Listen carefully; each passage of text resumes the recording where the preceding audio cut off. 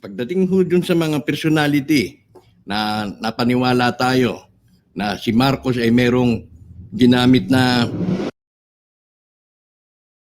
abogado, no, na abogado ni Italiano. Ayan, yan, isa sa mga popular na narration. Fake ho yun. False claim. Wala hong na-establish na si Marcos ay naging abogado ni Italiano at binayaran siya ng ilang toniladang ginto. Hindi po totoo yan. Wala pong ganun.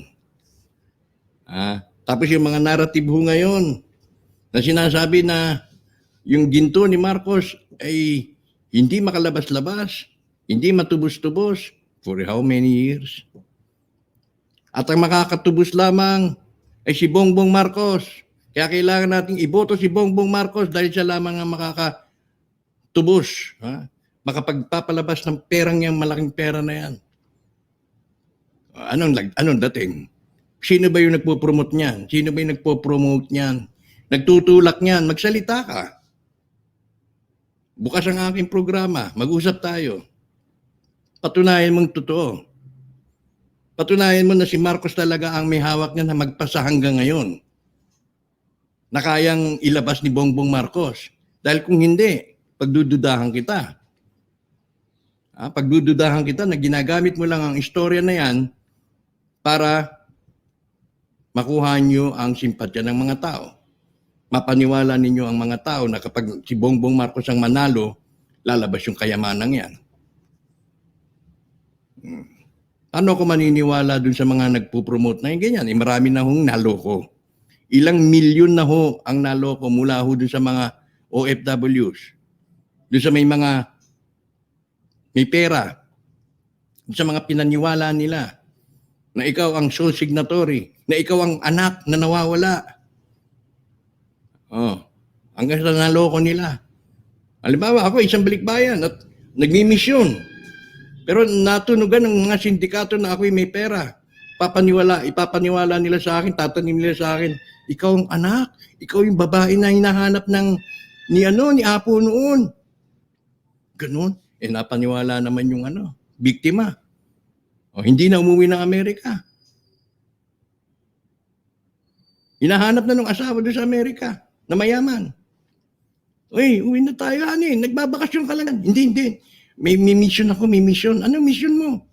Hindi ko pwedeng sabihin sa'yo. Kasi yun ang utos ng sindikato na nasa paligid niya. Huwag mo sasabihin to dahil confidential. Ano sinabi? Ikaw lang ang makakapaglabas ng kayamanan niyan. Ikaw ang sugo. Kung ano-ano na. Hanggang hindi na umuwi ng Amerika. Ano na kinahuntungan? Divorce, hiwalay. Ilan na nabiktima nyo? Pinagkwartahan niya ninyo yung mga taong yan. Ilang taon na bang umiikot yan? Siguro may 20 taon. O palagay mo ng 2010. Palagay na natin 10 years, isang dekada nang umiikot yung istorya na yan. At ilang buhay ang napinsala, ilang OFW ang hindi na umuwi o bumalik dito na prematurely. Hindi tinapos ang kontrata dahil akala nila magbabayaran na. Nandiyan dyan siyempre sila Laroko. Nandiyan dyan yung ibang mga grupo. Sila Tiburcio. Tapos ngayon gagamitin ninyo para sa eleksyon? Kailan lang may napanood akong video na kailangan si Bongbong Marcos na dahil meron siyang misyon na siya lamang ang makapagpapalabas ng yaman na yan. Kung mismo nga si Bongbong Marcos, wala nga sinasabi may ganyan Mismo nga si Bongbong Marcos, sinasabi niya na huwag kayong maniwala. Hindi totoo yan. Tapos itong mga promotor, yung mga sumisip-sip, yung mga gustong manalo si Bongbong Marcos, ginagamit na po yung istorya. Kaya mag-ingat po tayo. Anything. Ito yung, kung pinadalhan man yung host ng Maharlika Channel ng ganyan, siguro gusto nang magpakilala, gustong mapag-usapan muli yung mga istoryang ganyan. At nang sa ganun, pumasok ng sa eksena itong si Bongbong Marcos, sasabihin na siya ang tagapagligtas. Siya ang magbabangon the Philippines will be great again. Sabihin na, ayon doon sa last will and testament ni Ferdinand Marcos. O kung ayon sa last will and testament, ikaw na gumagawa ka ng video na yan, yung batang Marcos, ha? Ang sabi mong ayon sa last will and testament, si Bongbong Marcos ang makapagbabawi niyan. Siya lang ang pwedeng mag-ayos niyan. Paano niya maaayos? Hinubaran na nga sila ng karapatan. Doon sa last will and testament, hinubaran na, maski si Ginang Madam Imelda Romualdez Marcos, wala na doon. Ang kanyang mga anak, wala doon. Hindi pwedeng pakialaman. O, paano maayos ni Bongbong Marcos yan? Tapos sasabi mo, si Bongbong Marcos lang makakapagpalabas yan. O, ginagamit mo yung palabas.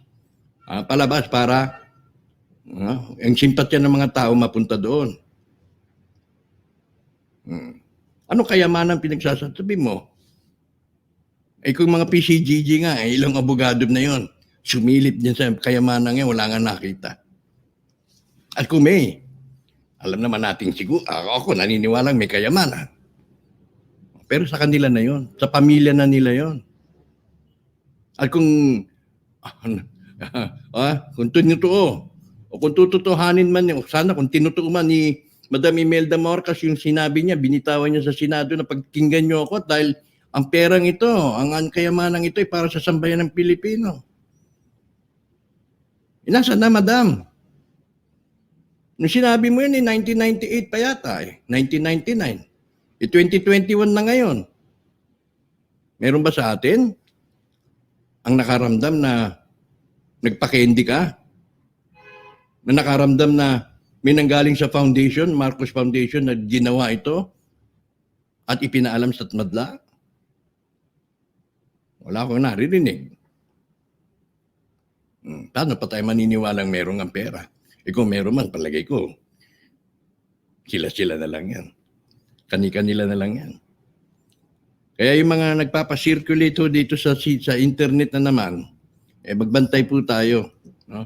Kung sa tingin naman ng ating kaibigan na nagpapalabas nito sa YouTube, ang kanilang posisyon ay totoo nga itong Marcos Wealth na ito, nanggaling pa sa Cagayan Talyano, at si Marcos ay binigyan ng ganitong kayamanan, hindi ito walang kinalaman sa Yamashita, etc. At ang kayamanan yan ay magpasangga ngayon ay tinutubos pa, pero walang makapagpalabas, kundi si Bongbong Marcos lamang. Tayo mag-usap. Bukas ang programa ang Wealth of the Nation, bukas ang programa, anumang programa aking pinangungunahan. Nakaupo ako lang dito. Mag-usap po tayo at magkipagtalas-tasan tayo. Para sa ganon ay malinawan din ho ako at para sa ganon ay ma-layout mo kung saan mo nakuha yung istoryang yan. Dahil ako, makalipas na po yung mga ating pag-aaral dyan, ako nagkikinig lang ako dito. Pero once na napag-anuhan ko na hindi totoo, mahirapan mo na rin ako makumbinsi. Kaya kung gusto ninyo akong kumbinsihin, na si Marcos pa rin talaga makapagbubukas niyan, si Bongbong Marcos, kaya dapat siya iboto, mag-usap po tayo at ipakita po ninyo yung katibayan, yung ebidensya. Ano po bang ebidensya merong kayong pinangahawakan? O doon sa video na ginawa ng tao na yon, yung sa video na yon, yun din naman yung mga materials na pinasirculate ni Tiburcio. Yung mga nakalabas ng materials. Saan ba galing yung mga materials na yan? Nagkalato na dokumento yan. Kasi nung panahon nang sila'y lumilikas, nang sila'y dinala sa Hawaii, nagkalato yung mga dokumento. Nilusubo yan ng mga tao. At yung mga blue ladies ni Cory, yung mga kamadyong niya, yung mga kabarkada ni Cory, na may mga asawa ng mga general, kanya-kanyang dampot. Yung mga baol, dampot. Inuwi. Kahit papeles, inuwi.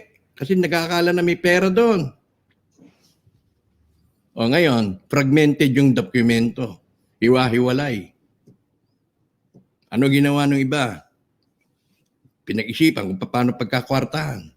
Nandoon pa yung mga ibang dokumento kay Salonga. Pinag-isipan kung paano pagkakwartahan.